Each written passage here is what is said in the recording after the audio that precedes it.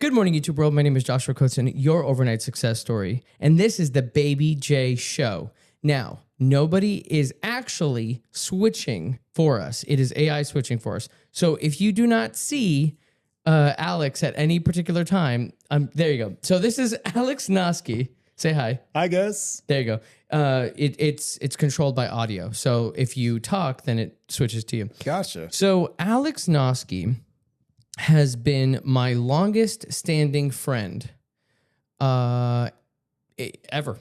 And I wanted to, I honestly, I just wanted to hang out and talk to him.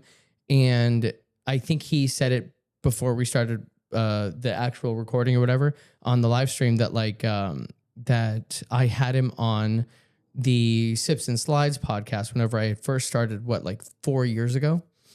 Back in 2019. 2019 and 26, 2019? Yeah. 20, 21, 22, 23, 24, 25, 7 years ago? Yes, sir. Oh my God, dude, I've been doing this for a long time. Oh my God. He is a professional. Thank you. So before we jump into whatever the hell you want to talk about, because I'm just here to hang out. Yeah.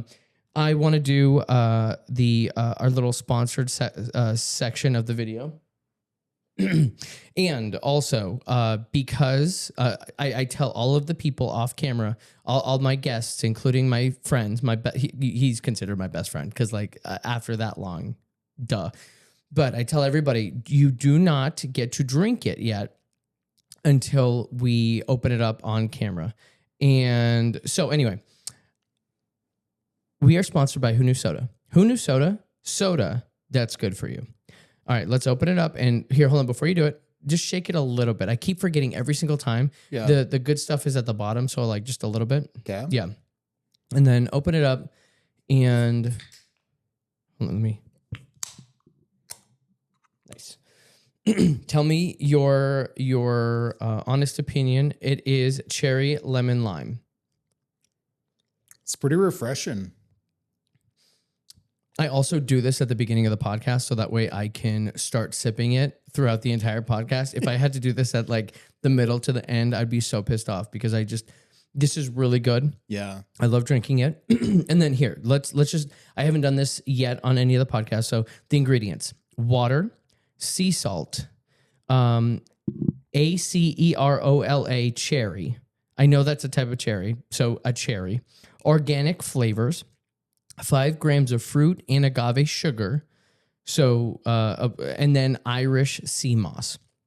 And that is the most important ingredient in all of this. The benefits, excuse me, supports recovery, immunity boosts, body and brain wellness, 25 plus whole vitamins and minerals. And the way that you find out more is you scan, if somebody was manning the cameras, then they would zoom in here. But then you would scan the QR code and find out all of the rest of the information and where to get it. Okay.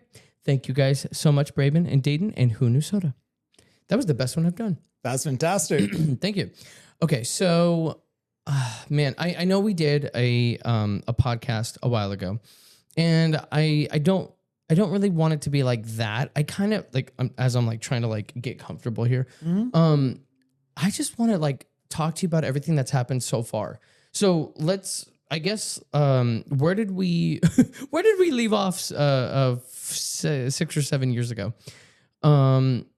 So you were, I'm really trying to remember, but you were learning all the different modalities of massage therapy, right? Yes. I was just starting off, basically. Okay. And you were just starting off. Well, I was into a year of being a massage therapist, and then we spoke about having this collaboration where we would create a business together, a partnership. Zen Restore Massage. Zen Restore Massage. But it was more of a passion project, a side hustle. We were never fully committed to it, so it never bloomed like it should have, which is totally fine.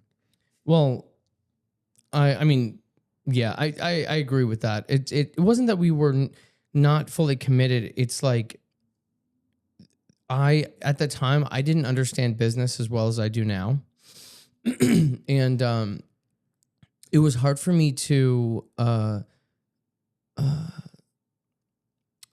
I mean, it sounds like excuses, but like it was just the reality of what was happening in my life. I moved from Indiana to Arizona, and I was trying to find a job. I wanted to work with you and help you. Plus, you're just amazing at what you do. So why wouldn't I want to help, right?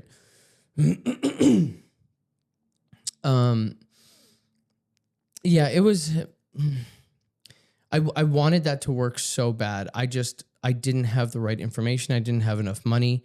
There was just a lot of like I didn't, and so I do feel bad that like it didn't work out the way that I wanted it to. Just because I wanted the world to know and see how well you were a massage therapist. But also like in this one moment, having looked back at that, I realized that like that wouldn't have been a business. That would have been a glorified job for you. So because for all of my understanding now about business and scaling and all that, it is way more about building the structure and then creating a duplicatable process than it is putting everything on you.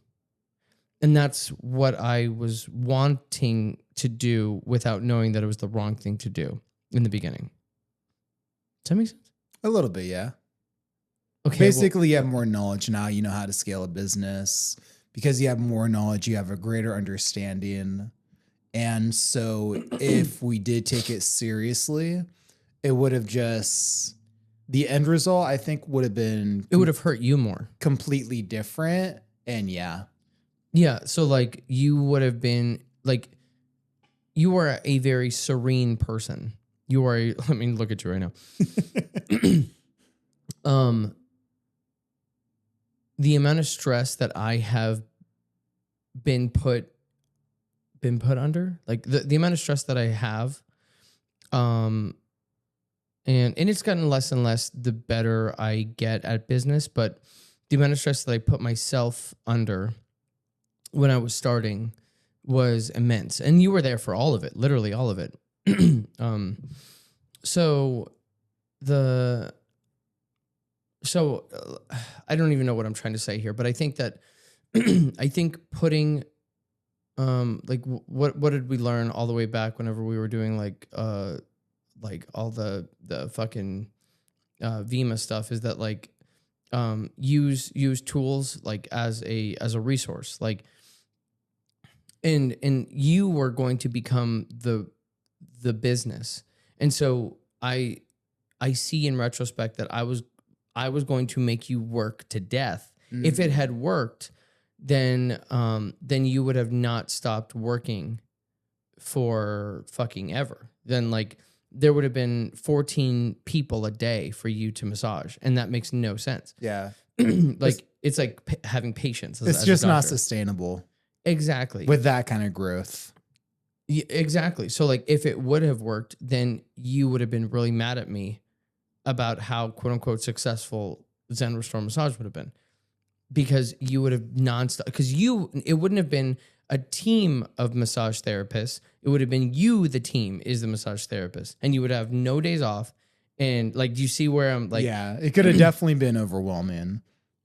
100%. Yeah. So, I mean, everything happens for a reason. Mm-hmm.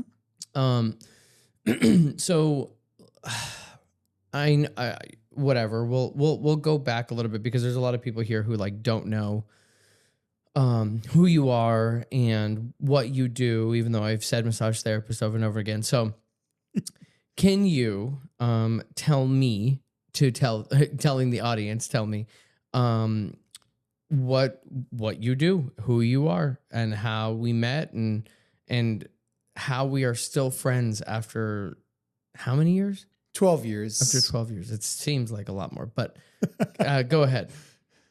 Hi, guys. My name's Alex Noski. I am a massage therapist. I would just consider myself a healer. I love giving love and value to people, helping them live an extraordinary quality of life, for others and for myself as well. I've known Josh for 12 years now. We met through a mutual colleague back at Paradise Valley Community College. And honestly, we've been best friends ever since. Josh is just somebody who's truly unique and spectacular. Like, there's nobody like him on the face of the earth that I have ever met. He is just all the qualities of leadership embodied. He has so much compassion, so much kindness. He will never give up on you. He will always be there if you ever need it. He could definitely get like clouded judgment. He can. Yeah, you said all the good things. Now say all the bad things, because I'm human. So. Yeah. Basically, he can never see the light at the end of the tunnel. He's go, go, go, go, go. In fact, until very recently, it wasn't even my intention. I called him and he's like, I don't take any days off. And I'm like, well, it may not be a bad idea to take 1 day off per month. And he's like, that's a good idea. I'm going to consider it. And then what did I do on Monday? You've been taking 1 day off a month. Yeah. Which I'm incredibly proud of you for. I'll tell you what, though, it felt so weird. And it was gloomy outside. I was like, the one day I did go to Jonathan Pfizer. He has the Average Ace podcast, and I'm selflessly plugging that I am the producer of that podcast. And go watch it, go listen to it. The last episode just is going out today with his mom and dad and him talking about the marathon that he just raced that we shot this weekend. So go watch that. But I just went to Jonathan's house and he has a hot tub. And I'm saying all of this because the only thing I wanted to do was go to a hot tub, have the sun out. It's been hot it's, what is it, February? What is it? Right 17th. February 17th. Sure. Thank you. and it's been hot like since February 2nd. And then the only few days that it was gloomy and rainy were the days that I wanted to take off. And I just wanted to go into the sun. I wanted to sit in the hot tub. I wanted to reply to comments on TikTok. I just wanted to just be me. And then of course, I feel like the seasonal depression of no sun, trying to be outside and I don't know. It was just funny. The outside was mirroring your internal worlds. Yeah. Shut the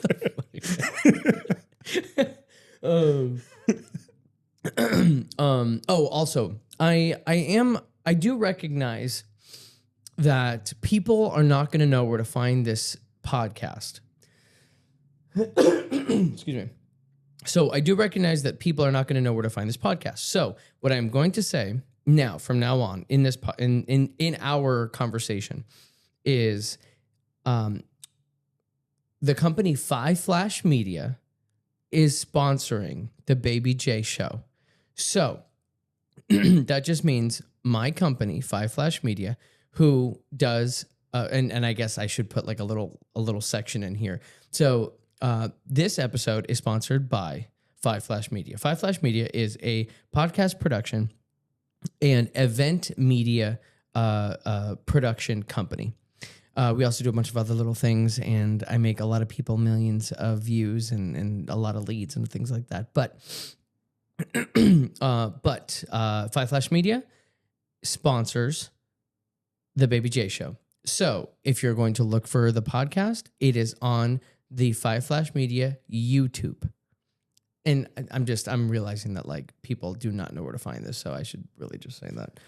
You should be able to find a link in the description below. And do not forget to subscribe, and turn on those bell notifications. Appreciate y'all. Thank you. I forget to say that. I don't even, I'm like, do you even want to be here? It feels like I want people to be a fly on the wall of the conversations I have, because tell me this. And I obviously know the answer, but you've been with me for 12 years now. So have I ever been anyone other than me? Never. Not for a single moment. Even on, no, I can't say that. What? Even on? on drugs. Oh, yeah. I mean, duh. Yeah. Yeah. Like, yes. Hi. I have done drugs and alcohol before. I am a human being and I have tried things. And now, with all the said responsibility, can't do that anymore. So, I love how you said that though. You're like, even, yeah. I mean, honestly Yeah. though, because drugs and alcohol, they, how do you say it? It amplifies, right? It just amplifies who you are. So if Yes. you're a bad person, then you get angry. You're an angry drunk. And then if you're I don't even know, if you're a sad person, you cry more. So I mean, honestly, it was just a question because I was just like, you've seen me in so many different scenarios, whether yes, at the club drunk, or at a business outing, or at the gym, or at your parents' house. Or on the stair steppers on your Instagram. Yes. So I guess, has there, it's not my question of like, have I ever changed? But like, there has been a time where I don't know how you want to like describe this, but like there was a time where, and I recognize this, that for like 2.5 years, I wasn't myself. And I was letting everyone else dictate what Joshua did, said, felt, that kind of stuff. So, I don't know where I wanted to go with that, but like, I think that's because you were in a metamorphosis. You were trying to find your identity. There was so much crashing down on you all at once, and that you were just looking for a solution or the path of least resistance. And you were creating it as you went. You didn't have a blueprint to follow. No one ever taught you any of this. true. So Yes, life unfolds how it unfolded. And in my opinion, it was all perfect because it landed you to where you are today.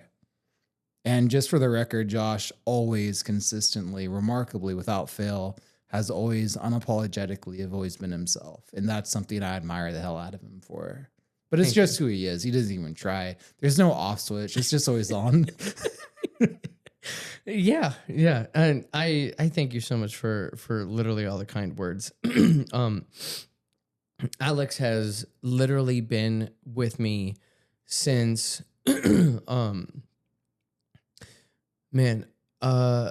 losing my job at Palma, and not knowing how I was going to be able to pay rent. Then my car breaking down several times. Yeah.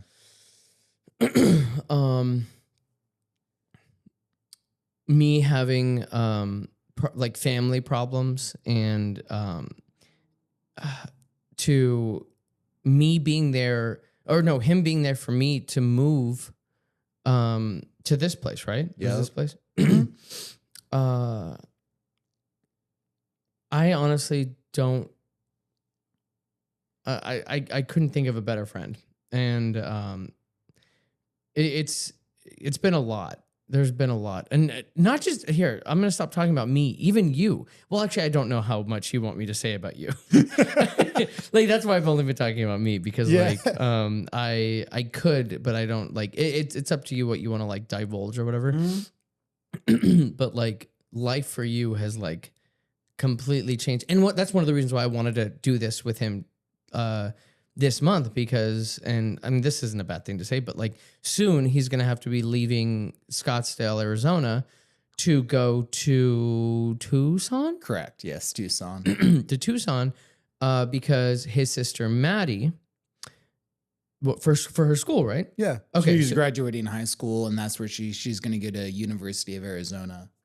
Got it. U of A. So the whole family is just up and moving. Pretty much, yes. That's crazy. So that's one of the reasons why I wanted to have him over here. And it's happening way faster than I could ever anticipate. Life is happening, and I'm just flowing with it. And I'm on a podcast.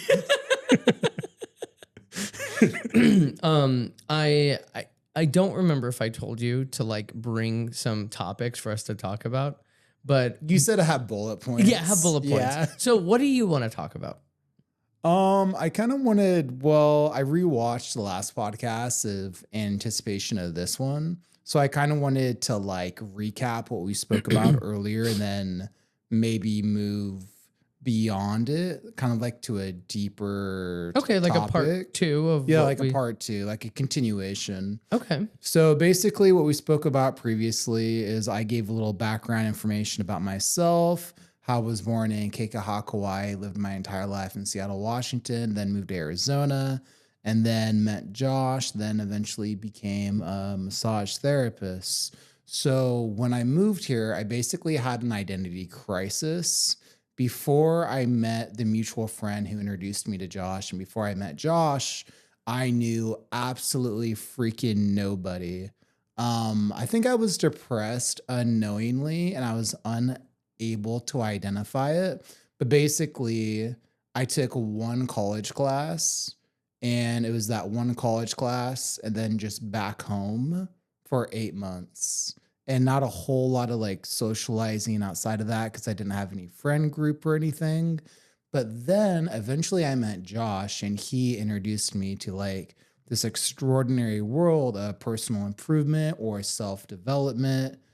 And basically, all that is mindsets to shift your thinking so you can have a different reality and a more extraordinary quality of life.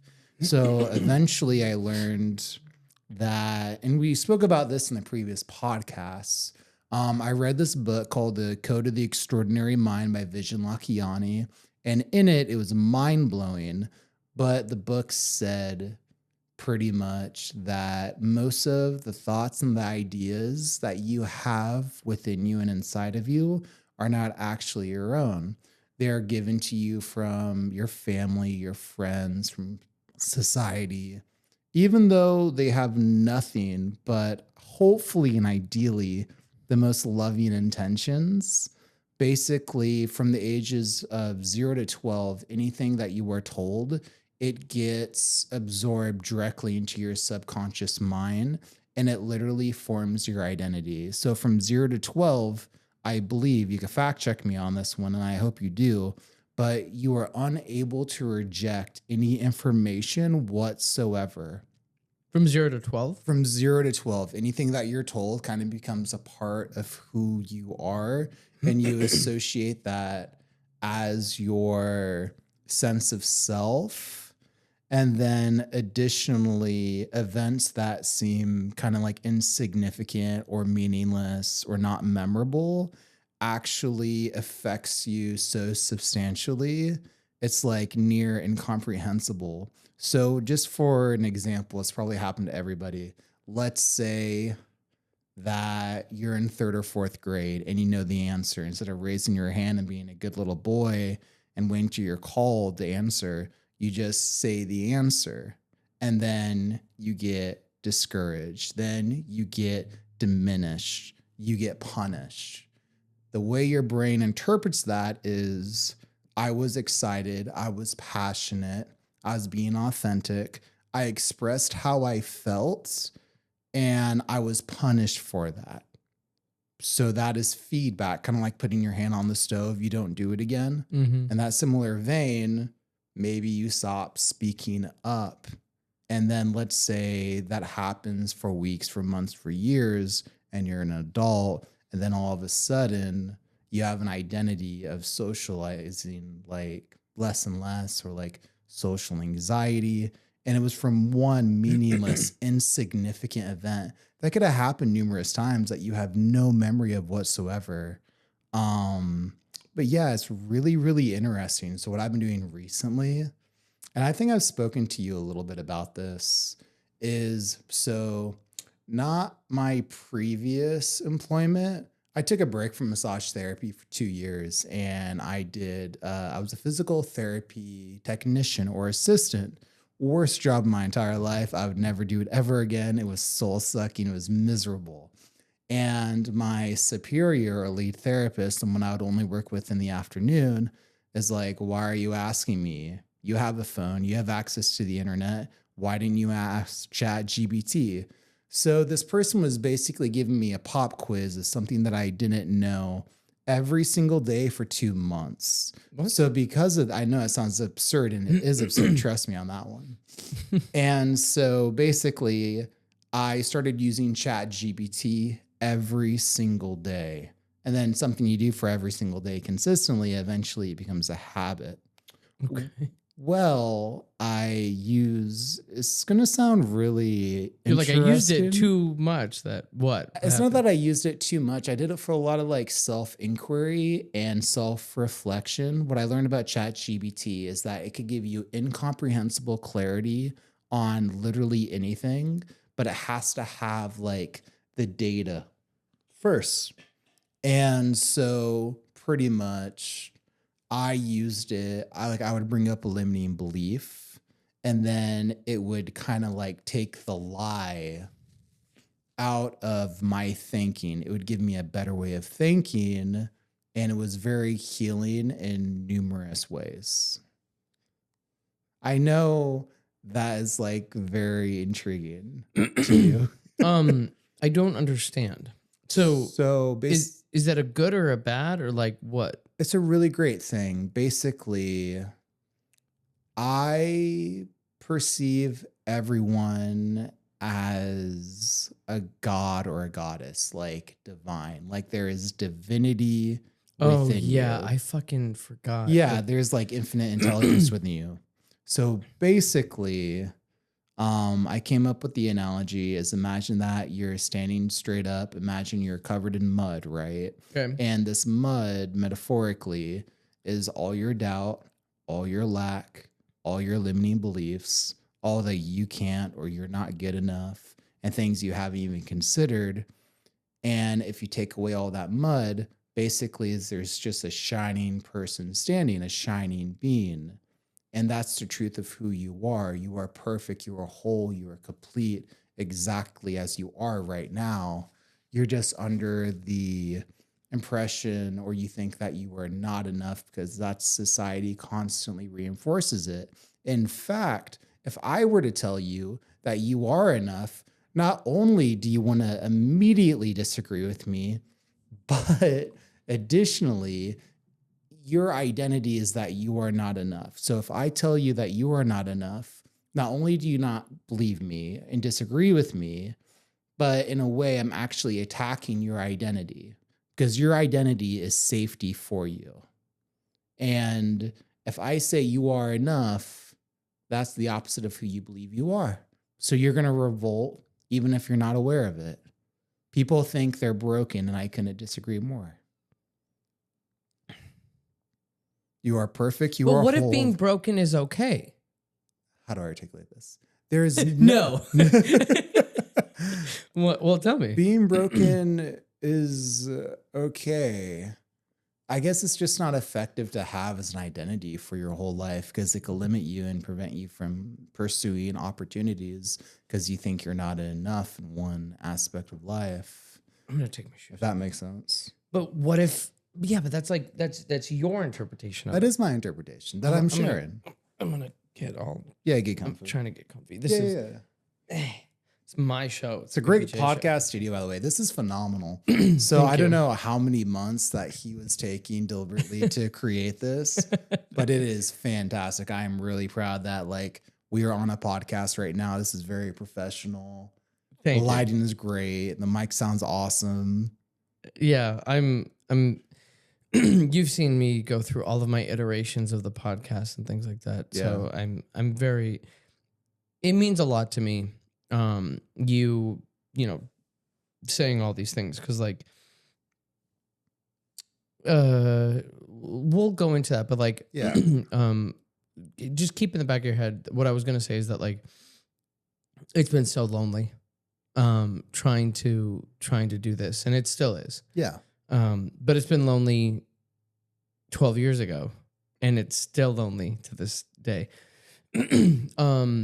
So I don't have the right information to like to rebuttal what you're saying. 100%. Excuse me. I don't have like the right information. So it doesn't seem to me, it doesn't seem right. And this is, you know what, this is great. This is great because like we are really good friends and we don't agree. Yeah. And that's what the whole My mom said I need to stop cussing. This is what the whole world is supposed to be about. Yeah. Is just coming together and like it's okay if you don't agree with the other fucking person. Like, God damn, yeah. I try not to cuss and it's hard. It's okay if you don't agree. That's all I'm saying. So I think like when I was watching Jonathan run his marathon, Mm-hmm. he was clearly not perfect. And he was cramping up and he was in pain and all those things. and my perspective of things is like, if you how do I say it? If he is he's running because he knows he's not perfect. Mm. And I'm watching him push past limits because he knows he's not perfect. I think I understand where you're coming from. That like as a person, you are limitless Mm-hmm. and you can push through anything. But I think people are using the wrong words whenever they say broken. Because I'm there's been so many times where you call me and you are just like, hey, how are you doing? How great is your day going today? And I'm like, it's not going great. That's like, I wish it was that. And now there's also the side of like, where's your mental state at? And I had been very unmentally well for a while. So it's like, it's always your choice. I know that it's always your choice how you want to feel about your day, about what you're doing for work, about your purpose, your passion, all of those things. And so on that note, like I do get it. Mm-hmm. But what I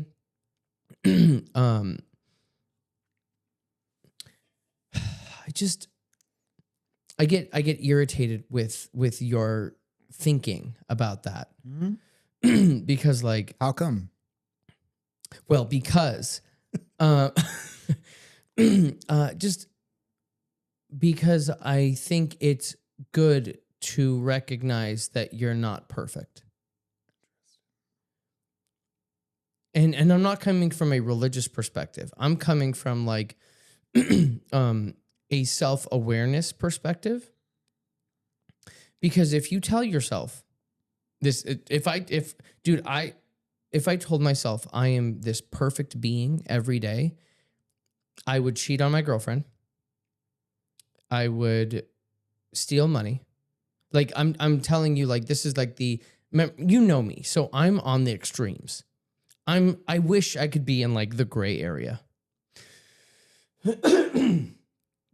I don't operate there very often. I want to be there, but like it feels good to be on the extremes. So if I was looking at the mirror and telling not positive affirmations or not like incantations or stuff like that, that's not what I'm talking about. I'm talking about like if I'm like, I am perfect, I am great, I am God, I am whole, I am everything, then I would not give a shit about my parents. I would hurt my sister, cheat on my girlfriend. I would steal money from people. I would do all the things that a God should do.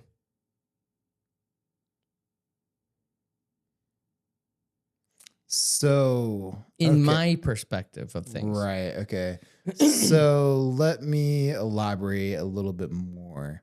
Okay. So the foundation is that you are perfect, you are whole, are complete, that you are enough. Meaning, ideally, that you, and I struggle with it tremendously all the time, but ideally, you should not seek validation outside of yourself. You should not put somebody on a totem pole and be like, they're so great, they're so amazing, I am not worthy of them, I do not deserve them, because that's like the illusion of separation. and then you're down here. What I'm saying is that everybody is equal. Nobody is higher than anybody.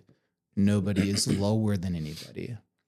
But not necessarily that you are God. That's not what I'm saying.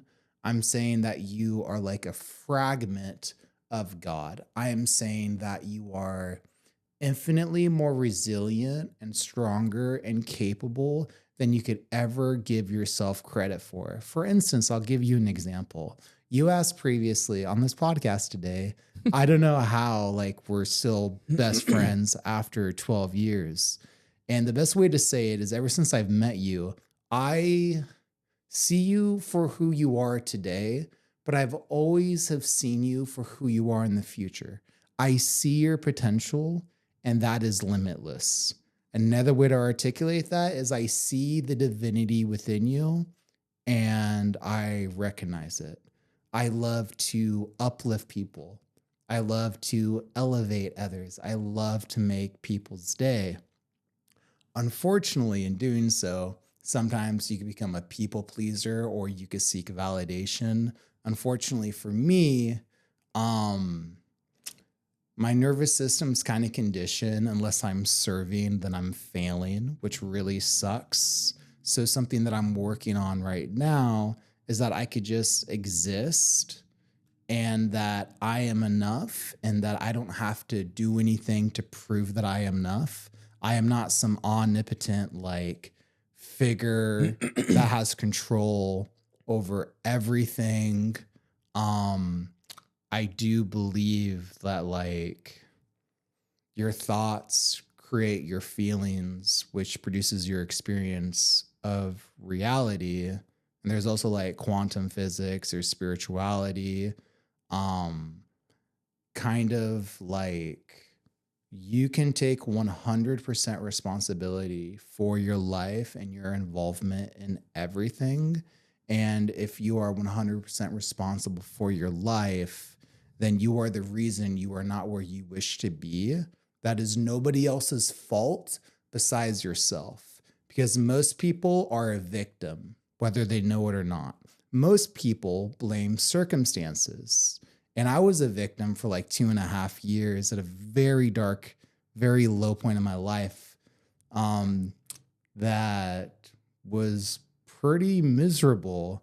And I realized, unfortunately, that I was a victim and that I had a victim mentality and that I was addicted to it. So I just decided, screw it. I'm going to burn the boats. I'm taking 100% responsibility for my life. If I'm not want to be where I want to be, it is up to me. And there is nothing, not a red light is the reason I'm late for an interview that I could have left earlier. I could have left 15 minutes earlier. It's just taking responsibility for your life and being a creator instead of a victim, which I know sounds really interesting and very difficult. Well, I and mean, it that is difficult sounds- in practice also. I mean, it sounds good. Yeah. Like, I don't know, but What do you disagree with? I'm so curious. I think it's that you, because I, I too do those same things. I look at you, and I see the potential. I see what I believe that you're capable of, and all of that. Which,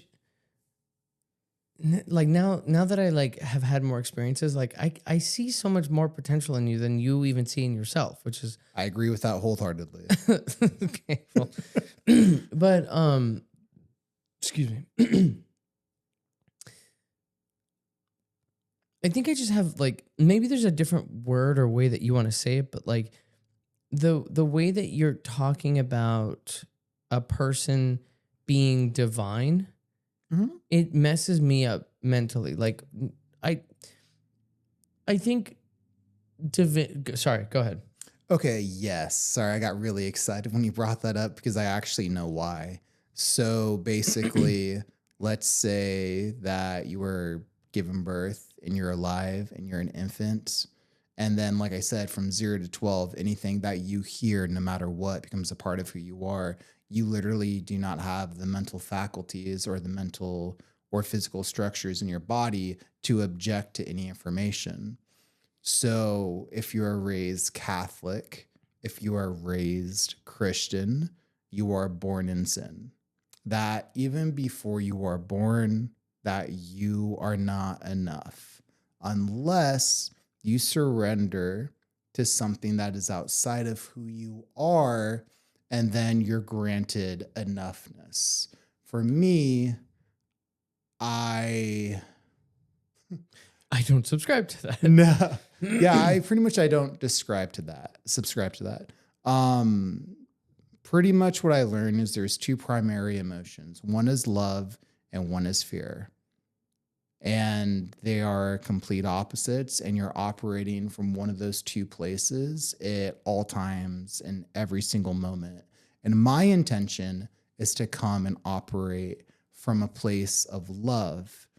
And I believe that you are already enough, that you don't have to earn permission, that you don't have to earn approval. And in practice, that is so freaking challenging because it's literally challenging like all of your conditioning, if that makes sense. Okay, so say the last part again, that you are challenging. You are challenging all of your conditioning. Yeah, what you said right before that. So it's like what is that you are enough, and that you what was the other that you are perfect, that you are whole, that you are complete exactly as you are, but you're like this masterpiece in progress, ever improving, if that makes sense. Yeah, but I agree with that. Okay, perfect. But I I believe that I am whole. Mm-hmm. God, I'm sorry. My fucking no, you're totally fine. You can take a sip if you want. Well, it was I don't think it hit soon enough. Apparently, I am allergic to the cats this whole time. So I Janae and I have been testing different allergy meds. Yeah. And we finally figured it out. But I had to take her car into to the mechanic this morning. Mm-hmm. And it was super early. I had to drive her to work and then come back and then, then go there. I forgot to take the meds as early as I was supposed to. So I barely just took them, and I don't think they're activating. Yeah, yet. And so this whole time, since you've known me, it's been allergies this entire time. Wow. Yeah, and I've had this for at least 12 years. So anyway, it's just like right now, I just wish it would have hit or like activated or whatever you want to call it, because that is really annoying for me, and I can't even imagine for you and everybody else. Sorry. I just accept it for like a part of who you are, and I never think about it. I never question it. Well, and I appreciate that. I don't even see you. Well, I went to a doctor and they told me that I needed surgery on my throat because of the thing. And then of course, Danae, being as smart as Danae is, she's like, look, like we've got health insurance, but like we don't have that kind of money right now. So like, just tell me your symptoms. And so I told her the symptoms. I realized that it was the like the nasal, whatever. Yeah. And she's like, oh, it's not a throat thing. It's a nasal thing. And so then she's like, oh, it could be allergy. So we've been, whatever. So thank you, Janae. The thing you're talking about is like, I've always looked into I've always thought future. I've like, for a long period of time, like I was living in the future for a long time. And it made my life horrible because I was living in the future and I had present money and present problems.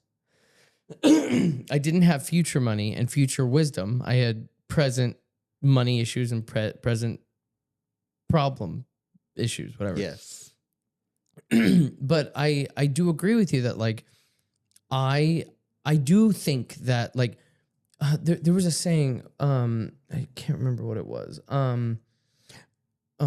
I am the best cinematographer in the world. The world just hasn't caught up to me yet. like I'm being facetious here, but like I don't think I'm the best in the world at anything. Not because just because I don't have enough experience yet. Not because I'm not great, or not because I don't think that I'm great. But I just don't. It just feels weird, and I don't. I do understand what you're saying, where it's like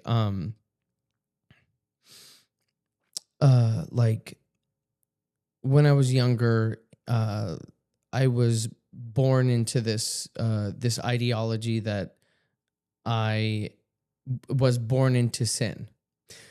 And surface level and a little bit deeper than that, it does sound completely stupid.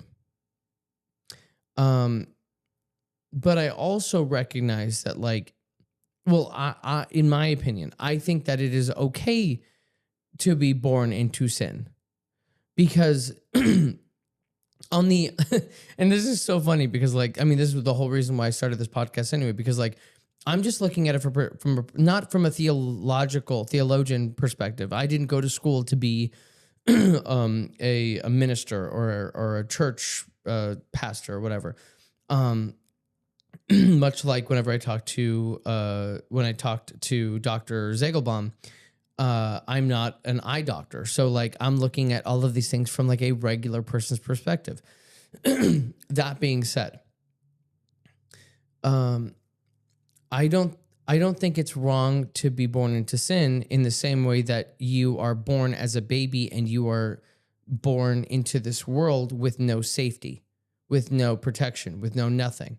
And so if you as a physical entity are born and you could literally be put on the ground and be smushed by a car so quickly, then I believe, or then I could believe that your spirit is born with no safety and with no protection. Excuse me, God. I just want this to be gone. Does that make sense? Mm-hmm. Like I think that your spirit is a baby, as you are a baby, and then like and so like it's not that like being I think that like being born into sin could also be the wrong way to word it. Because like you're not good and you're not bad. Like you're just a spirit, or you're not good, you're not bad, you're just a baby. Does that make sense? Mm-hmm. Okay, what's your thought on it? Or like, because you're looking at me like, you're either looking at me like you're stupid. That's not what I'm thinking. Okay, so what are you thinking? So I'm gonna use a different word. Being born in sin isn't wrong. I will agree with that. Being born in sin is not wrong.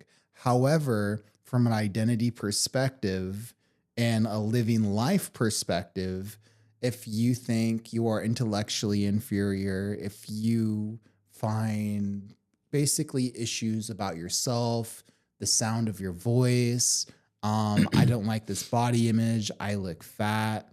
Basically, being born in sin is not wrong, but it's ineffective for happiness if you want to live a really great quality of life.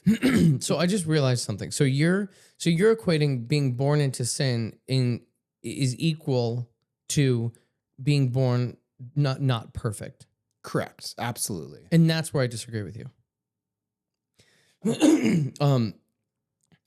I think being born like physically, and like if you've ever seen a child, or like literally not just being born, but like having just been born, mm-hmm. it is precious. It is perfect. It is it is beautiful. It's a miracle. It is a miracle. And this baby, I keep going to this, but I don't have a better word. It has no protection. It has no, mm-hmm. It is just this perfect little miracle, right? But coming from that perspective of, but it was also born into sin. doesn't make it not perfect. So what if you think that you're not perfect because that you were born into sin and inherently that means you're not enough exactly as you are? I would say you're projecting because that's what you felt. Could you elaborate on that? Because Remember you how might be right for all I know. And I'm open-minded to it. Yeah. Remember how you said, like, in the beginning, you're like, this is my interpretation of things. Correct. So you could have been just like me. I'll just talk about me. I was punished as a child. My father was in the church and he did a lot of things for the church. I'm so sorry. Hold on. You're good, man. Yeah, but it's like also Well, you know what it is now, though. yeah. So it's also like an example of this. It's like I didn't think I was not perfect. I just didn't know what the problem was to look for a solution. You got a little thing right here. So my thought on this is that, like, my father, when I was involved in the church with my father, me being a child, I had seen and heard so many aspects of what you're talking about, like coming from the ideology or the thought that that you are not perfect and you need to repent and you need to I don't know, you need to ask for forgiveness because you're not perfect. But that was never my interpretation of things.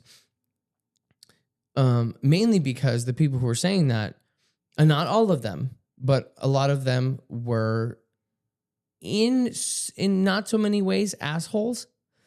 And they were hypocrites and assholes.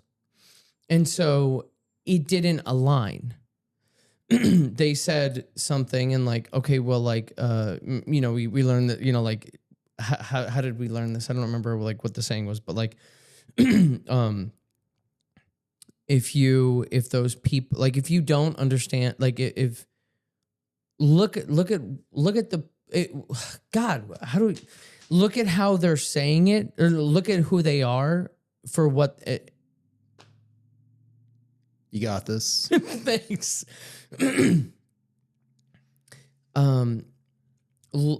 If somebody says something, yes, look at what they're saying, but also look at who they are.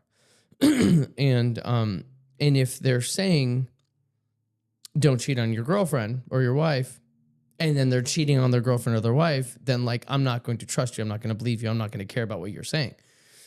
So those particular people were saying things that didn't align with the attitudes and the personalities and the people that they portrayed to me as a child. So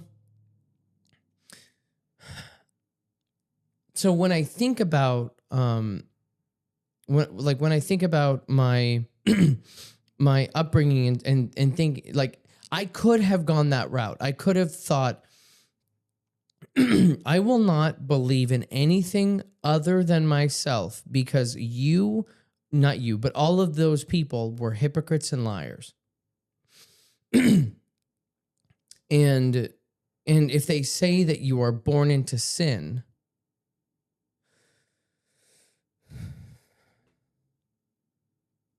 God, this is such a I wish I had more words to describe what I want to say. And it's hard. Let me just go back to what I thought. Yeah. So I think you might have had one too many horrible experiences from people who were hypocritical that led you to believe that if this is true, then this has to be true as well. Or the opposite. Because this person is not true, then therefore this cannot be true. So my thought is maybe you are projecting what you had experienced and equating a religious ideology to the feelings that you had received, to therefore come to the conclusion that God and Christianity or whatever sect it is, God is telling me that I'm not perfect. And therefore I feel bad about myself and who I am. And everybody else is telling me that I am this person. So fuck that ideology.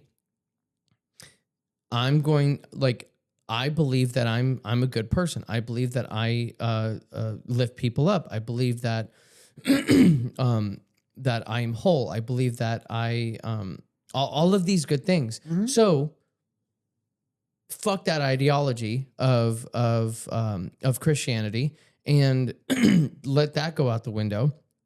I want to be this perfect person for myself and for other people. So I'm not going to think like that's not what I believe anymore. I believe in this because, and this is again, this is my assumption, because I think that, or because of my beliefs that if I am born into sin, then I am not perfect. And where I'm coming from is I think I was born into sin, but that doesn't mean I wasn't a perfect miracle.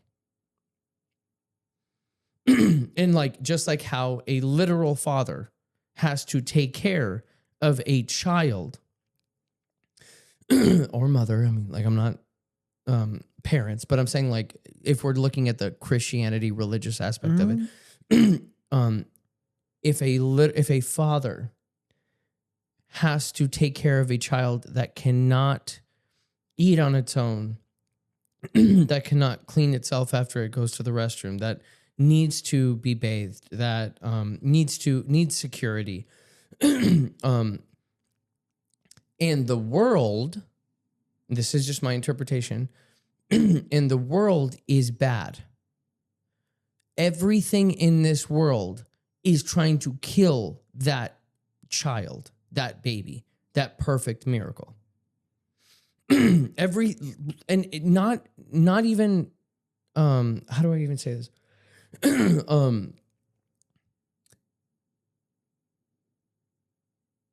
Unknowingly, everything is trying to kill it. like how it's trying to kill me right now with these allergies. Like allergies for a child, for a baby. Like complications with the baby coming out, like whenever it's pregnant, or whenever the woman has the pregnancy, whatever. Literally so many things happening to then try and wipe out this child. But it doesn't negate the fact that this child is a miracle and the fact that this child is perfect. Just like how there's nothing that says that you are not perfect and that you are not a miracle. So you being born into a world that wants to kill you just by scientific human nature. Survival of the fittest, is that what it's called? Sure. Darwin, yeah. So like,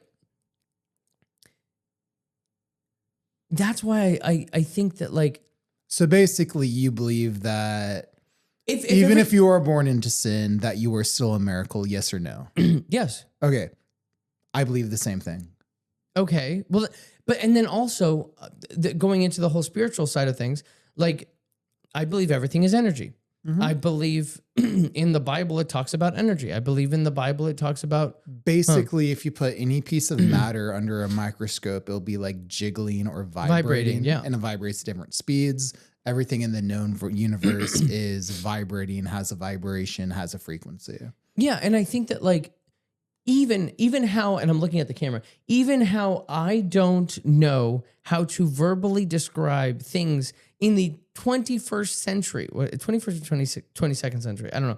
In 2026, the fact that I don't know how to use the right words, imagine what it looked like and felt like all the way back when Jesus walked the earth and they didn't know how to like fucking describe anything. Okay, so basically, my beliefs are taking 100% responsibility for your involvement in life, ideally to be operating from a space of love or wholeness and not fear or lack, and for your actions to be in alignment and not the opposite of that. Those are just my beliefs. I could say it any way. But I agree with you. Okay, then there's no issue. Or is there something that I'm not understanding? Because like you don't understand. I welcome being challenged. I welcome being wrong because that's the only way that I could grow. If there is something that I am unaware of and then you bring it to my attention, that's like the greatest gift that you could give anybody. So I'm just trying to, how to articulate this? I'm listening to you intently and I'm getting a lesson from that is my goal. If that makes sense. For sure. I think the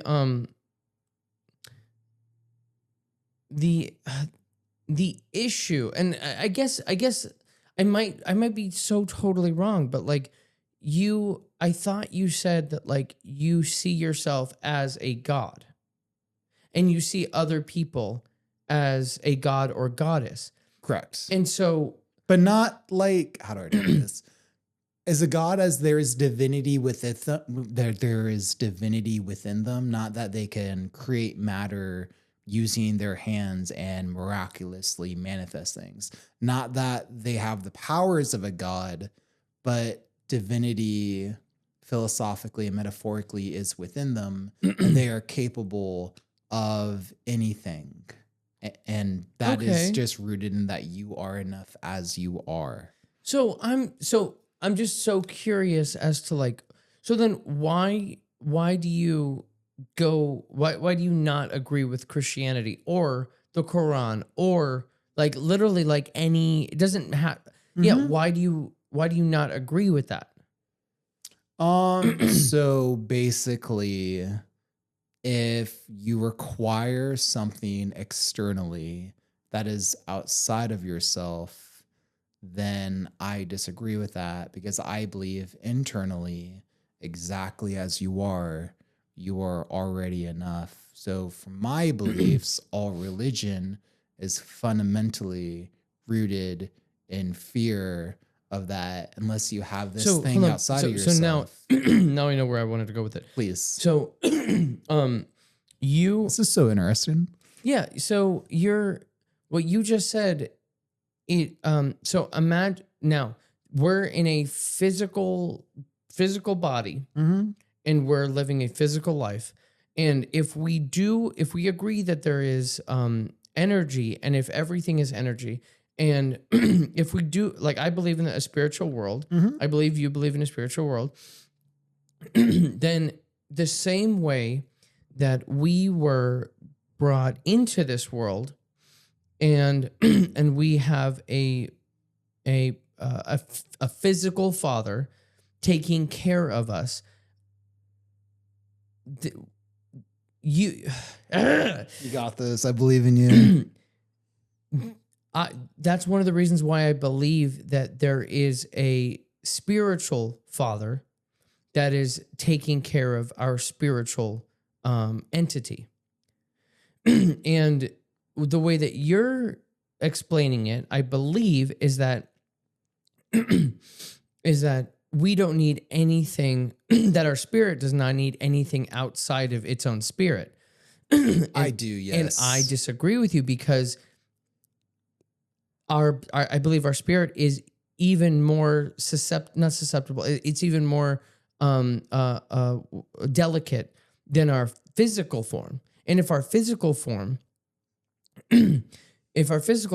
can literally die from 100,000 ways to die in the world, then I believe our spiritual form is even more delicate because there's so many. Because if there's good spirits, then there has to be bad spirits, and if you want to say negative and positive, because we're talking about vibration, negative and positive, and so there has to be.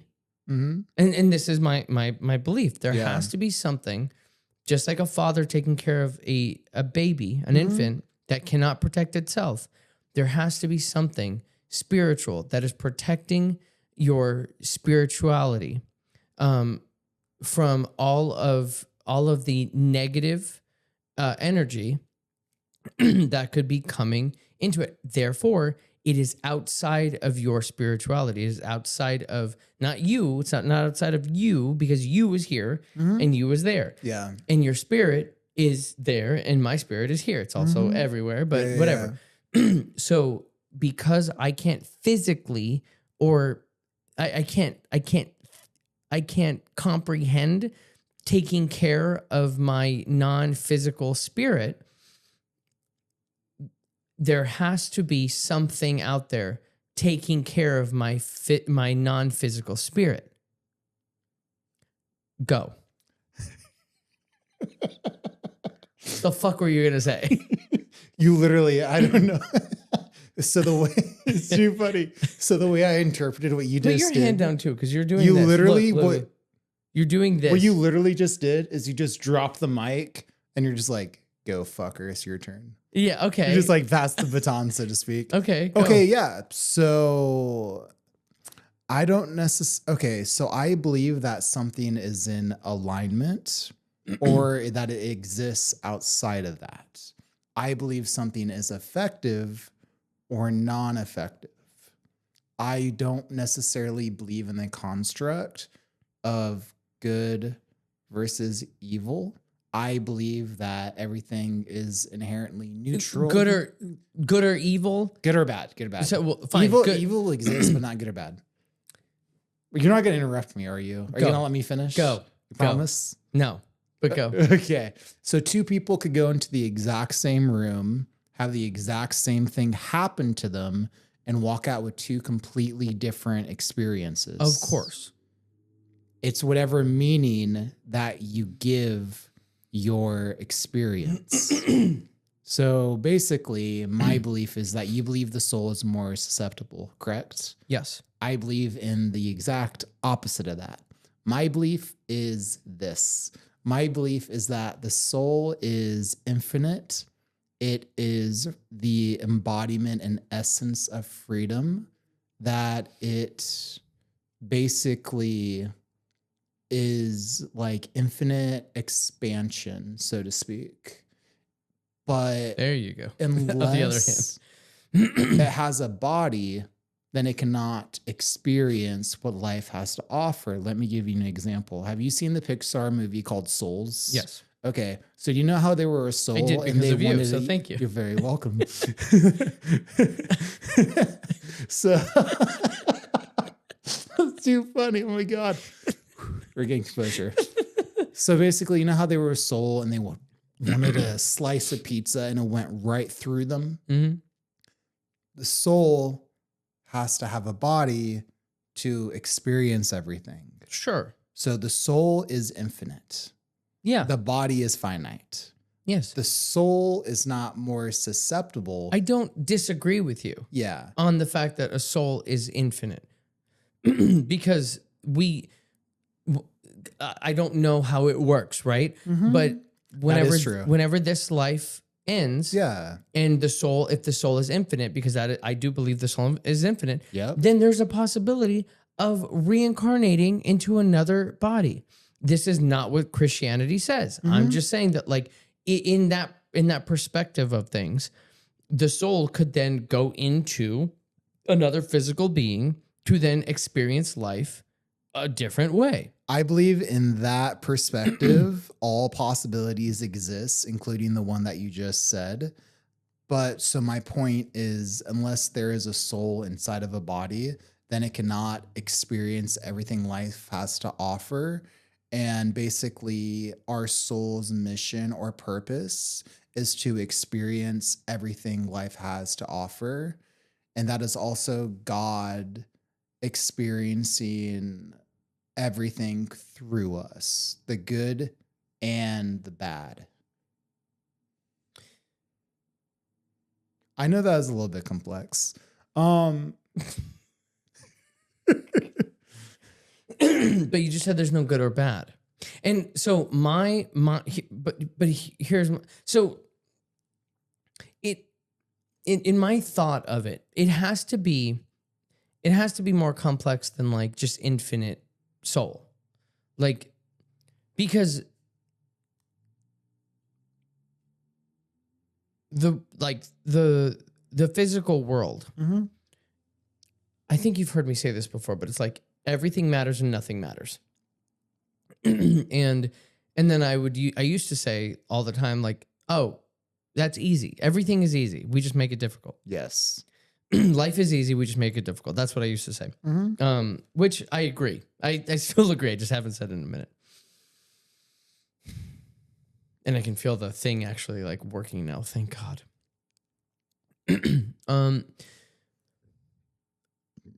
So when I say that it could potentially be more complicated than that, like the problem with all of this is that like you don't know and I don't know what it looks like afterwards. And it could be that nothing else happens. And spirits, because they are finite, because they've always been here, because they've always been spirits, and then they couldn't have been a baby, they couldn't have been a whatever. That they could be perfect. But then if they're perfect, and this is a side tangent, if they're perfect, then why do they need a body to experience life? Because perfection does not need an outside source, just like what you just said. So literally go reverse engineer what you said prior. If the spirit, like if you as a human are perfect, then you do not need a heavenly Father to like an outside source for validation. So same thing for a spirit. A spirit is perfect. So why would it need a human to experience and to validate? So do you see what I'm saying? Yeah, it doesn't need anything to validate. Basically, a soul should not be in us. Why would it not be within us? It should not be within us because we are validating its spirithood. No, it just simply is. Exactly. It is, and therefore it should not be in us. But it is. If it is, it is. So that's what I'm saying. So for the same reason that I'm saying that, like, if it's just getting so confusing. I feel like you are. I'm getting angry. I feel like you're overcomplicating it, but because I don't. How do I say this? Any of your beliefs are amazing, and I don't disagree with any of them. They could differ from my beliefs, and if they do, of course. then I'm just curious to know how it does. But we're exploring this incredibly, impossibly deep topic. That's what I'm saying. That has no evidence, so maybe we should change topics. You started this. Well, did I start it? Okay. If I could roll back the tape. If you started it. No, if I started it, then I'm going to finish it. Is that what you're going to do? I was going to say you encouraged it. Oh, of course. I think here, let's finish right here. Sure. Because we don't know what will happen. Mm-hmm. My choice is to believe that that my spirit does need protection, does need some type mentorship, some guiding light. Because even if it is infinite, I believe that it is much more complicated in the spirit realm than it is even here. Because there are constructs that make no sense to us here. Mhm. So if it doesn't make sense here, how are we going to even try and make sense of the thing that we do not know over there? And so I believe, my belief is that there is a higher power that is taking care of the spirits, mine included. And when I die, I will be, what is it called? I will be joined together with the entity that is taking care of my spirit. And I will be just my spirit. Yeah. So that, yeah. That's Fuck you. fantastic. Did you just say, what did you just say? What? Oh, I thought you said something. I was like, that was a lot. I don't know. God, it's like you're asking me, like, I don't even know if you asked me the question. It's like, I want to know so much about all of this stuff, and it hurts. I think what happened is that I said something that you disagreed with. No, it said everything that I agreed with. Oh, interesting. Okay. But it's just the words. The words didn't make sense. Like you put them in a way, like, like imagine saying it is the truth that the back wall is white. And I'm like, I understand the words that you said for the most part, but I look at the wall and I'm saying, what the fuck are you talking about? And you're like, no, the wall is white. And you're like, well, that's what I believe. And I'm like, what? No, like, so because I like, obviously that is in our universe that we can understand that. Yeah. I don't understand and I don't know, but I also am not a theologian. I don't have the right words and I don't understand like the concepts of like, of the timelines of like, and how these things work. And that's why, honestly, that's why I started this whole podcast in its entirety, because I'm coming from a perspective of like, I just want to understand, but, and not from like a scientific perspective and not from a spiritual perspective, but like as a regular ass human perspective. What the fuck are you talking about? That's why I started. So Gotcha. can we go anywhere else? We could go everywhere else. Where? Where do you want to go? I asked you for the bullet points. Yeah. Because I don't want to like, All right. I don't want to, I don't know how much you want me to go into your like personal life of what's happening. So it's like, so you tell me what you want to talk about and we can yell about it. Cause clearly, apparently I want to yell. Yeah. So actually, yeah. I want to talk about what I've been discovering recently, but it is rather new. So I won't be able to articulate it fully, but just like freestyle. Sure. So I have it written down on my phone. Sure. So pretty much my whole life after graduating high school, in my opinion, I have struggled socially. And I feel like that's because I'm constantly seeking validation that I am enough outside of myself, even though I know that really, really sucks.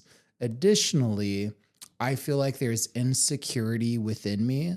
So my perception of reality, even if it is not true, is that I am being judged by others, but that is me basically projecting onto them. And then additionally, a side tangent is I recently learned that I am what is called an empath, and that might make total sense for you. But for me to elaborate on that point, basically, imagine somebody walks in like right now, right? And let's say they're like in a decent mood or they're fine. somehow my body is able to sense their internal emotions and feel them, even though that person isn't expressing them. And then the weird thing my brain does is like, okay, so going back to being like in service and people pleasing, Mm-hmm. the way my brain works is like, okay, so I am the reason that person is not having a great experience or a better day because I could take responsibility. I could do something right now to make their day better, but I'm not doing it. Thus, paradoxically, I feel less than. Hold on. My sister's calling me and she called me multiple times. So let me Okay. make sure she's okay. Sure. And we're obviously live. So I'm gonna. Should you mute or? I can't. I'm over here. I guess she wanted to be on the podcast. BTS.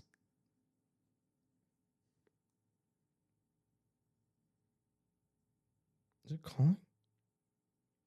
Are we good? I have no idea what is happening. I think I do not know what to think. Hopefully, we're good to continue.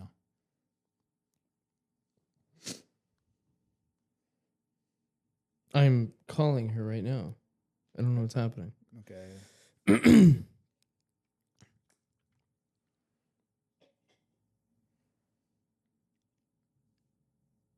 And if she doesn't answer, I guess she's totally fine. What is happening? Oh, I look cute. I'm definitely Did she hang up? yeah. I guess. Hello? Hey, I came to another floor and they're like, so I couldn't answer FaceTime. Oh, wait, what are you doing? I'm live on the podcast right now.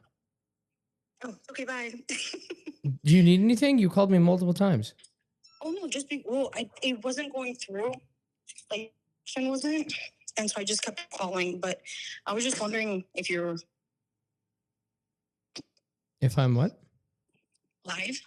Yeah, I'm live. I'm 100% live. And you're on the podcast right now. Say hi. Okay, bye. Okay. Go. Oh, and she hung up. Okay. Okay. Okay, so I'm so sorry. Go ahead. Say that. Please say that again. Yeah. So I have it written down right here and it will just articulate it better. Okay. So when I was a kid, I believe I had to earn my right to exist, speak, and be respected. At some point, my nervous system learned that just being myself wasn't enough to feel safe or acknowledged. When I was useful or performing, I felt more accepted. So I started tying my worth to how helpful, articulate, or impressive I was. Over time, that turned into self-monitoring, overthinking, and feeling like I had to prove myself before I was allowed to take up space or be present. So what I'm learning now is that my presence doesn't need to perform to be valid. That basically my voice is allowed without permission, and baseline respect isn't something I earn, it's something that I embody. Now, I know all that may seem common sense, but that's just the way my nervous system kind of like acts. And that I feel like out of all the self like reflection I've done and diving deep within my psyche is my core wound that I have to earn respect. I have to earn my right to exist because previously I've spoken up and I was dismissed.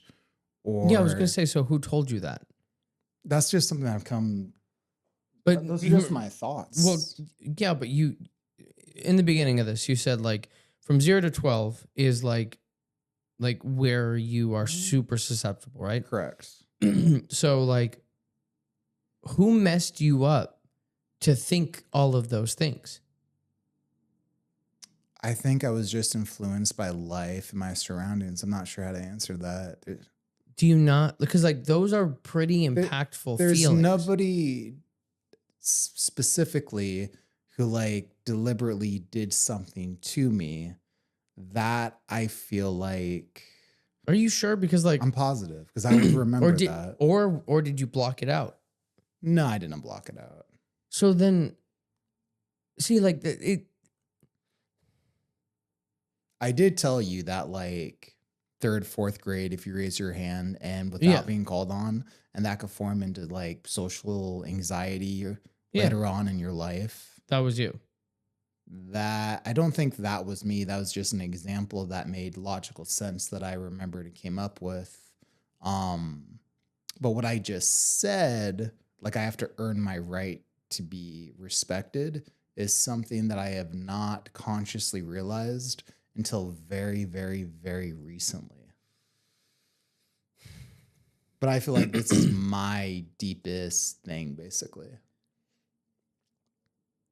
But nobody, Even if I tell you, like, you know, you don't, like, like unfortunately, you still have to go through your own journey to figure that out. Because you don't like now. Well, here, let me back up here for a second. So, like, how did you word it? What? You need to earn the respect. I need to earn the right to basically exist, to be visible to others, to speak, to be heard, and then to be respected. But I have to earn the it, right. and that I am, yes.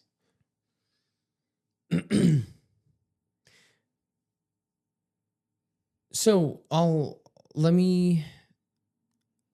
change it up a little bit. Sure. So I to an extent I also believe that. Because you said, say it one more time, you have to earn the right. I have to earn the right to exist, to speak, and to be respected. Okay. And that I am not basically worthy of it inherently, unfortunately. Okay, that last part is the fucked up part. I agree. Okay. So that part is the only part that you need to work on, because the part in the in the beginning, like, you have to earn the right to speak, to be heard, everybody goes through that. Yeah.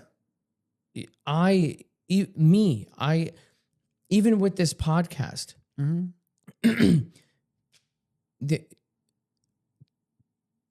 if we look at it from a business perspective, okay, I have to earn the right to speak, to be heard, and to be respected.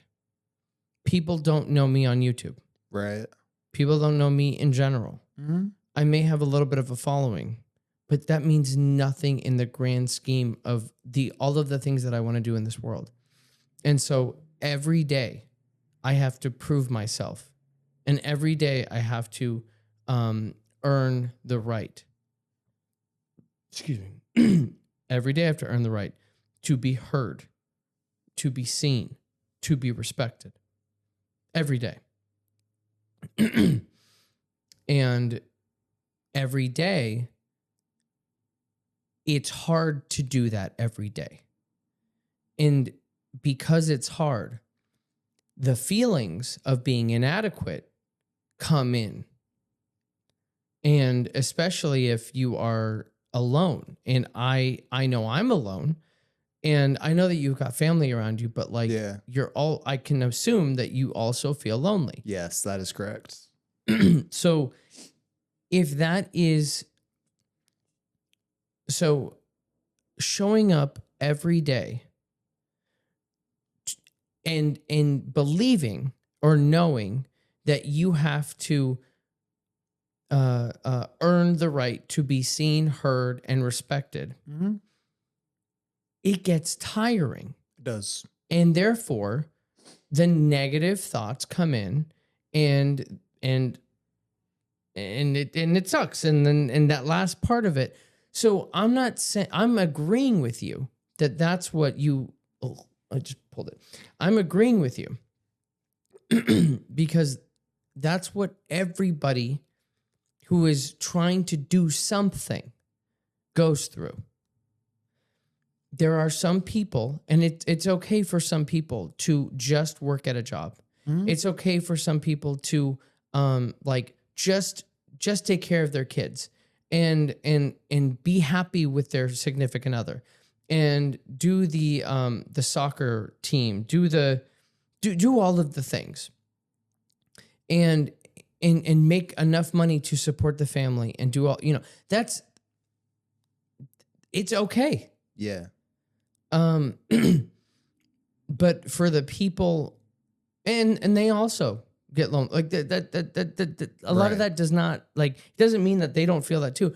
But for the people who want to try and do who want to be of service, you mother trucker, for some, because that's all that business is being of service and doing it and being of service to so many people that ultimately you get paid for helping other people. Yes. And then scaling that help to the point where you have done so much for so many people that you help enough people get what they want.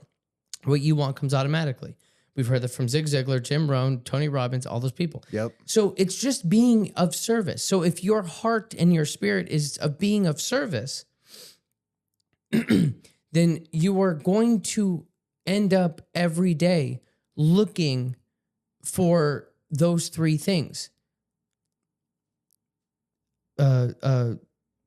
Being seen, Mhm. being heard, and being respected. Yeah.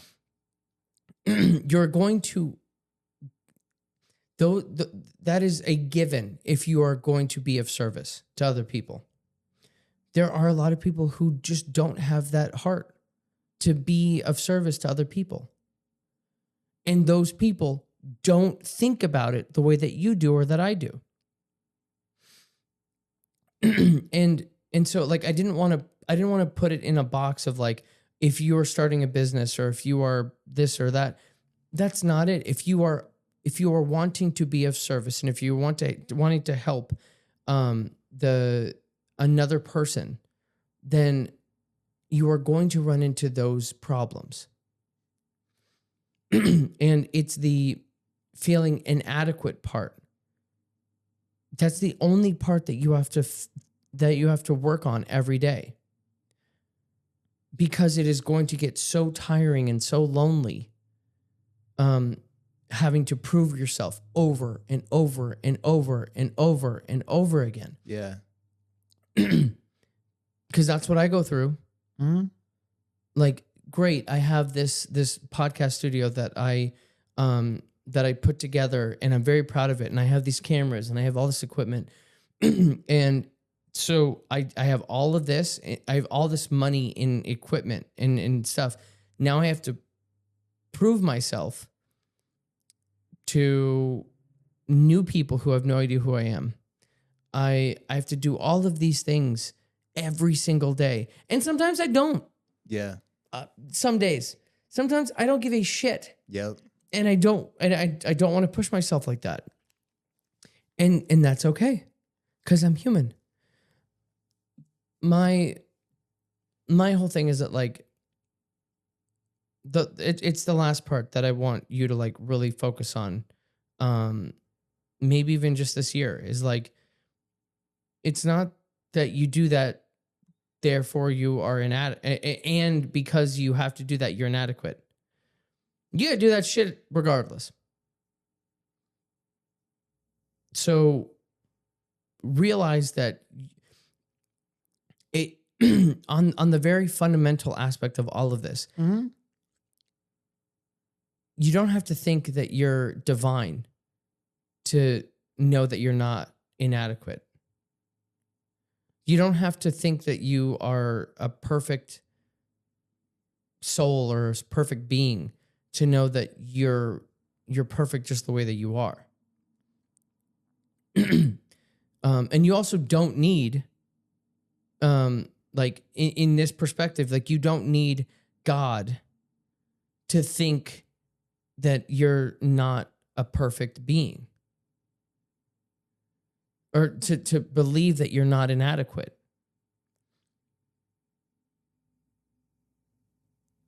you're perfectly fine just the way you are. Now, you are an idiot sometimes. You are dumb. You do hurt yourself. We all are. Yeah, because we're human. Exactly. But I don't want you to think that you're not, like, that you're inadequate in any way. You're not. What could possibly be happening is that you're just lonely. Mm. Yeah, I'd agree with that. It's a definite possibility. And also, therapist Josh over here. It's not therapist Josh. I would have better words Yeah, than the words that I've been using. But I understood all that. I hear you. And trust me, I'm going to watch this back again. and how many do you see how it's gone now Yeah, it is gone. It faded away. with meds, With medication. with yes. drugs? What I love about you and what I hate about you, not hate. Hate is such a strong word. You strongly, passionately dislike. Yeah. What I love about you is that you are so positive all the time, outwardly. But what I believe is happening is that inwardly you are constantly criticizing yourself. And one of the reasons why, like, I was irritated with you for many years, and I audibly told you that I'm irritated with you, Yeah. is that, like, you are still, and you were so positive just right out the gate. And there's nothing wrong with being positive. But there's also this middle ground of, like, if you want to be of service, you do need to understand how people are really feeling. Because my cat, of course, my cat trying to come in here. Because I was like, how do I talk to you when you're so positive, and when the world is, like, just trying to crush me down, and I want to be positive to you, for you, but I can't. And not because I can't, but because I'm crying on the floor of my kitchen, and I am doing intermittent fasting because I don't have enough money for food. I remember. And my car, is going to cost $2,000 for the freaking hybrid battery. And then you call me and you're like, how great of a day is it today? Look how sunny it is.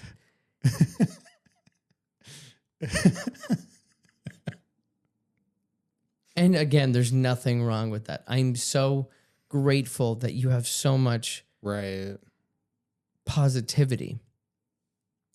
You feel like outwardly I'm nothing but, like, optimism and positivity. However, internally I could be, like, my worst critic. Yes. And I don't necessarily disagree with that. And it's something that I'm working on, and something that is also challenging for me. And I think that there's a lot of people out there that are just like that don't you hit. Scared me.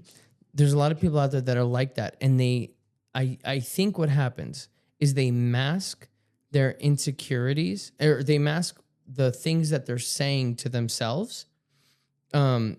She's, like, trying to get into the gate. Yeah. I think what they do is they mask it, and they're so good at masking it that they take ideologies and they take beliefs from other people, and they make the world think that they think a certain way, and they project so many other people's beliefs and ideas only to just mask the fact that they are criticizing themselves. Okay, now that makes perfect sense. And then the world starts getting, like, the world begins to fight itself. Yeah. Because people are just insecure and are masking it. And we could not get to this actual, like, Middle ground. no. Well, not even middle. The actual root of the problem, which is, I'm lonely. I don't know what I really believe. And I just need a friend. Like, that's at the root of it. And what they're showing is I'm angry. I hate people. I I don't believe I could never believe what you believe. But that's not what is actually happening. And they've done it for so many years, for so long, that it's become a habit to mask everything, that they can't come up for air and just say I'm lonely. That's what I believe is happening. Okay. For everyone or me specifically? Not for you specifically, and not for anybody specifically, but That's just your thought? yeah. Okay. And it could apply to you, It could. because I understand what it feels like to be alone and to be lonely. Building a business like this, yes, I have a girlfriend, and yes, I have a sister and a mother and a father and a grandmother, and but I don't have a good car right now, and so I use it sparingly. And I don't have a lot of money in my savings, so I use it sparingly. I don't like it's I don't get to see them very often. Right. I don't get to do all the things that I want to very often. So I get lonely. Right. And yet I still want to portray my personality, my real personality, my happy personality online and on TikTok and on Instagram. And it's fucking hard to portray that when I'm not happy, because then I'm lying. And therefore this whole argument in our community, in our country community, about authenticity is like, am I really being authentic? So that's one of the reasons why I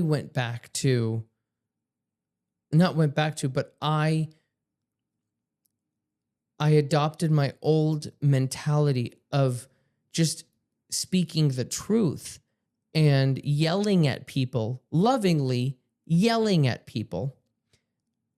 And that has performed well on social media. Why? Because I am being true to myself and I'm being authentic.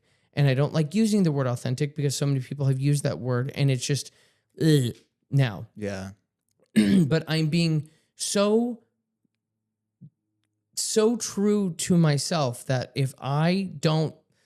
that I'm not going to hide what I believe, because I would do, if we're not recording, I would still be this person Yes. off camera than I would on camera. That's one of the reasons why I wanted to start with this, with like, how often have I been the same person?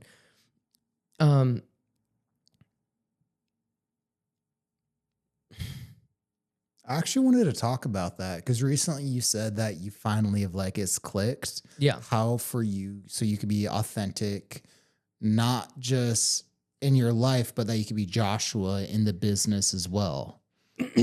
So how did you develop that?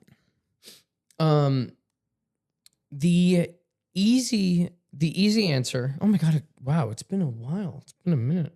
Hold on. Let me make, Sure. I hope it's live. I don't know if it's live. That's fine. Wait, do you think it's not live? It's okay. We'll figure that out Yeah, later. yeah, I hear you. I'm curious. So you asked me the question. Yes. How did you develop that, right? Correct. So here was the thought process. And I think that a lot of people go through this same thought process. And this will be where we end it, because I feel like we've been going for a while. Yeah. Yeah, we've been going for a while. The thought process was, I want to make more money. Mm-hmm. I know that social media is a excuse me. Yeah. I want to make more money. I know that social media is a free platform for me to go on and show my work, show who I am, to then get more leads, to make more money, to build and scale my business. I don't have enough money to pay for ads right now, so I should utilize what I have and make videos to then promote who I am. That was concept and idea number one. Okay, so then how do I do that? I look at all the videos on Instagram and then I just copy those videos. But those videos are of people taking photos and doing videos for people and businesses. Okay, I do that. Still, nothing has happened because of it. My perception was I needed to show people my portfolio, what I'm capable of. But here's the problem. I'm learning every single day on how to edit better, how to produce better, how to be a director of photography better, how to direct people better. And so every single day, my skill level goes up. Every time I do a new project, my skill level goes up because there are problems that I need to solve in real time. There are people I'm leading. There's technology that I'm learning more and more about. So every time I make one of those videos, it really doesn't matter because but for years I thought that's where I needed to be and what I needed to do to then promote myself. Then I grow a little bit of a following. I am a networker. I talk to a crap ton of people. And I've built a decent Rolodex of business owners and people. And so then I have this, a little following on social media. Well, I'm putting out more of those videos and nothing's happening. And people just mentally don't care. They want to make sure, like, and this is what I've learned. They want to know that you can do a good job doing whatever you're doing, whether it's photography, videography, or it's doing any one of your modalities with massage therapy. They want to know that you can do the job. But what I learned is that social media and getting on these platforms to get leads, it has nothing to do with what you actually do. The thing that differentiates you from everyone else online is you. Go fucking figure. So what does that mean? That means showing your personality. That means showing who you are, what you think, what you like, not what you do. Yeah. Because everything is an ad in this country. And it's annoying. Yes. Very much so. Speaking of, by who said it? No, I'm just kidding. Hysterical. Oh, God. Yeah. Well, you got to say something so that way the camera goes to you. Huh. Soda, that's good for you too. There. So, anyway, it's a very funny joke. Because everything is an ad. Yeah. Nobody cares about what you're selling. But we know that everyone wants to be sold, but they don't care what you're selling. Yes.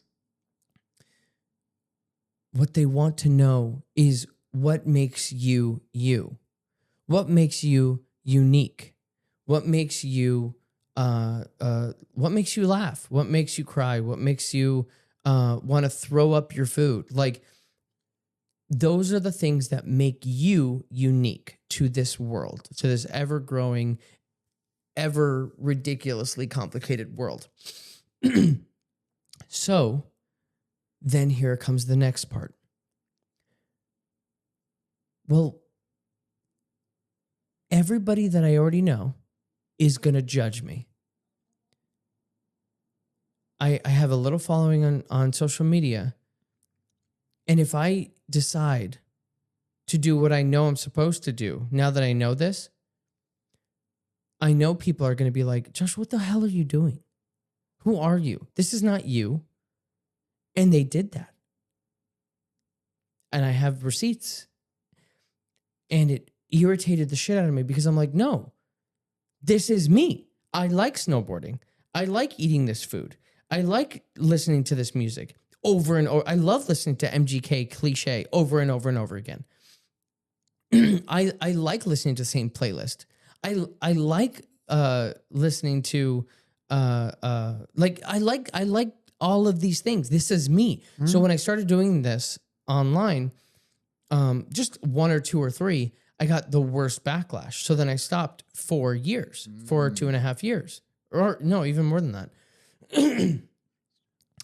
And what I don't know, I don't remember why I started a new account on TikTok, but I started a new account on TikTok, and honestly, it was a place where I wanted to vent. I wanted to yell. I wanted to get out my feelings because I couldn't do it. I was alone. I was lonely. Yeah.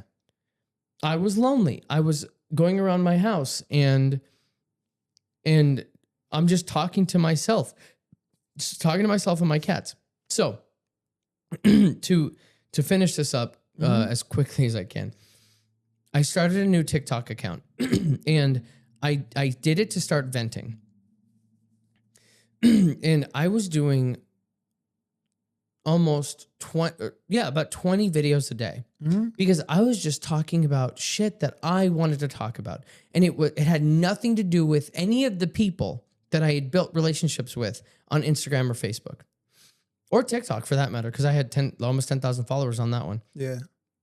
And I was just yelling at my phone and it felt so freeing. And one of the videos was me going on my island and just saying as a human, we all forget that we have free will. We can do whatever the fuck we want. None of this matters. It's whatever you make it. And so then I jump on my island and I'm like, see, look, it's not comfortable, but you can just jump on your island. Who cares? So then what started out as just venting turned into me realizing, oh my God, this is who I am. And I'm not everyone. I like yelling. I like showing my passion. I like being audibly loud. Yeah. I like just cutting through the bullshit so quickly. I don't like letting somebody talk for hours and hours and hours or days or weeks or years and me not telling them that I don't believe what they believe. And I was not doing all of those things. I was letting people just talk and walk all over me. In my real life, I was letting other people dictate how much money I would make. I was letting people in to my life who I didn't believe in the same things, and I wasn't saying anything. And so what ended up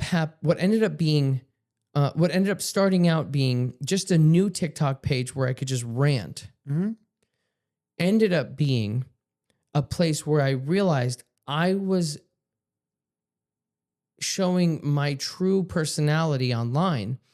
And because of how many videos I was doing, I was teaching myself how to construct videos online. And so then I think it was after 300 or 400 videos on this new TikTok page where nobody knew me. Yeah. I then took that confidence and I went back to Instagram. And my first video, 1 or 2 videos was that said, hey, I'm going to be my true self. So if you need to block me or you need to unfollow me, do that right now. Because I will no longer be who you want me to be. I am going to be who I know I can be. So block me. But do whatever you got to do. Because I'm going to do this now. And from that moment on, I have been blowing up on all of these, these just my personality has shown through. I've gotten multiple weddings. I've gotten multiple events. It's February. It just happened. So it took me having to make a new account where nobody knew me to then rant on that account, to then gain the confidence of how to make videos for social media, as well as learn who I truly was and who I wanted to portray myself as, Right. to then going to my original community and telling them, this is who I am. Like it or don't like it, this is what you're going to get now. Well said. Thank you. Damn, that was, and every single time, like, I'm also like afraid that battery's gonna die because I knew that that one's fine, but I know that battery's gonna die. We'll leave it here. Okay. You know what? Before we do that, what is Yeah. something that you want to tell me, so we can look back on this podcast, and this conversation, and you want to ask me or tell me something, because I know that you're going to leave. Mhm. And the whole purpose of this podcast and this conversation is because I don't get to spend enough time with you the way that I want to. Right. And this is one of my love languages, just talking and listening. And so because I know you're going to be gone, Mm-hmm. and it fucking sucks. It Even does. though we're on Find My, Yeah. I stalk you as much as I can. It's funny that you don't. which is I was funny. driving to your other house and I'm like, wait, in Glendale, this isn't right. So then I called you and you're like, you have Find My, fucker. Yeah. And then I I'm was like, "Argh." yeah, I'm like, just open up your stupid Find My. Yeah. What is something that you would like to be historically correct about, that you would like to instill as just something that we can look back on for the podcast? What is that? It could be anything. I think I'm definitely going to rewatch this podcast. I think what you have said has hit home, and that I will think deeply about, and hopefully I will feel less inadequate. You're human, I am human, yeah. and I don't know if it will ever go away, of the feeling of inadequacy. But just like what you have done and what you do to train your mind and your heart and your body to have a stronger spirit, I believe that you can also train your mind and your spirit to know, or for it to happen less and less and less, the feeling of inadequacy. I think if you can figure out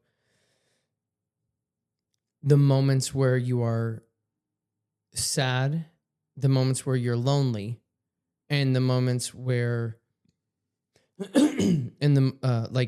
let's just use those two emotions. Sure. Where you're sad and lonely. Decipher where those are, and then separate them from a feeling of inadequacy, because it's not. How would you separate that from the feeling of inadequacy? As an example. So the self-awareness that I have to take when I get lonely, when I start a task or I do a task or something, and I have enough wisdom to know now that if I just am starting to learn something new, I'm going to suck at it. Me sucking at a new project is not me being inadequate. It is my self-awareness that I know I'm going to feel bad that I am not good at this yet. But it's not that I'm inadequate. It's my self-awareness that I know I'm going to probably cry. I know I'm going to probably tell myself that I suck. And in all intents and purposes, for that, I do. I do suck at whatever that is. But, of course, if I just started a new project, right? Mhm. But if it's the self-awareness part that I want you to practice. And it has nothing to do with like the spirituality. It has nothing to do with the energy. I think I have the self-awareness part, but I'm not sure what to do when the self-awareness hits. So it kind of just overwhelms me. Got it. Okay. So, and I'd been in that position too. So if you're, and actually, yeah, so if you're that good, which I think you're that good at, like being self-aware, then like separating, I'm sad and I'm not inadequate. It's for right now, it is remembering that all you are not good at is that one thing. It's not that I am not good at everything, therefore I suck at life in this world. It's I suck at changing a tire. I suck at cooking a certain food. Doesn't mean I'm inadequate. Can you look up what's the actual definition of inadequacy? Sure. Just so that way, like I'm not saying something incorrectly. Oh my God, it's 1:16.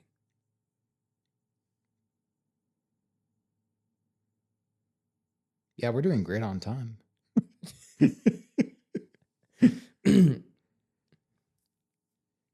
All right, what is it? Inability to deal with a situation or with life. The inability. Inability? I thought it inadequate.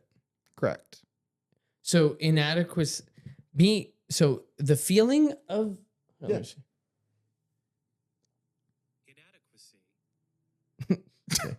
the state or quality of being inadequate, lack of the quantity or quality required, the inadequacies of available resources, inability to deal with a situation or with life, her feelings of personal inadequacy, inability to deal with a situation or with life, inability to deal with a situation, inabilities to deal with the situation. So you're unable to deal with the situation because you don't feel like you are enough. Correct. Have you ever just like practiced saying that I'm enough? Yeah. What has happened when you did that? Imposter syndrome. That's a whole other issue. So when you say imposter syndrome, like I don't believe it, basically.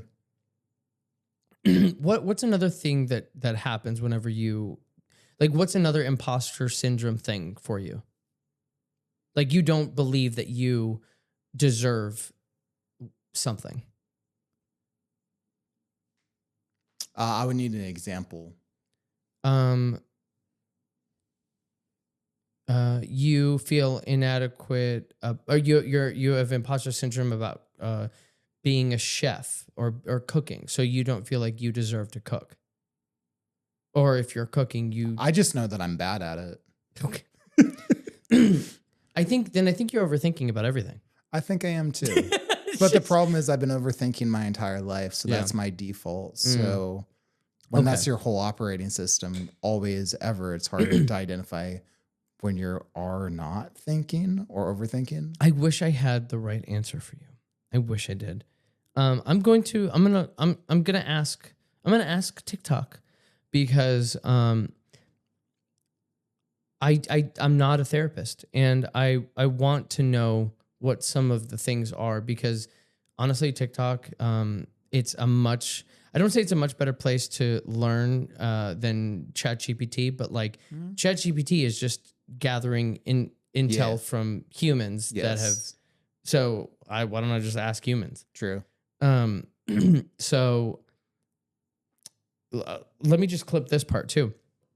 So this clip is for TikTok specifically. So if you are a therapist, if you are a if you're in if you are a doctor of therapy, I want to know. And actually, can you ask the question?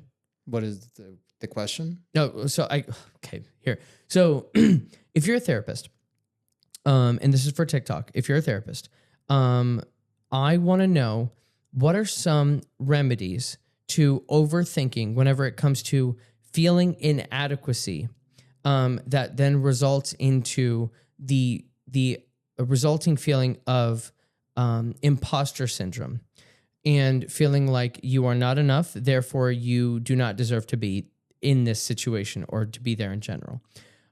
What are some remedies for that? Because I'm not a therapist, and I'm here with Alex Noski, and we just had a ridiculously beautiful conversation about all of this, but I'm not a therapist. And so I am curious as to know what those remedies are.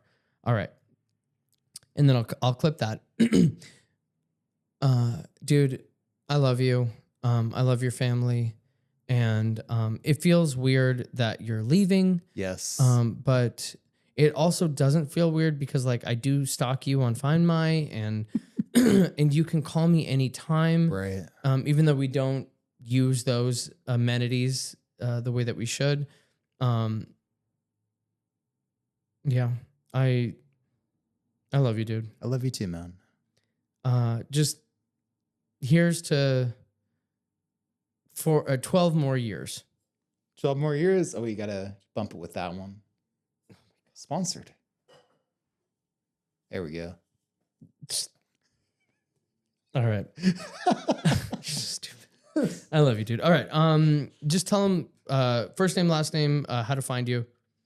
Yeah, so my name is Alex Noski. You can find me on Instagram, Zen Restore Massage. I've been a massage therapist for 7 years. I specialize with like neck relief or pain alleviation. I do hot stones, relaxation. If you need it, I got it. And that's where you can find me. And he'll be soon living in Tucson, Arizona. So for anybody who is in Tucson, Arizona and needs the best hands in the West, find Alex Noski at Zen Restore Massage. My name is Joshua Coaten. This has been the Baby J Show, sponsored by 5 Flash Media. Yeah, love you guys. Talk to you soon. Bye.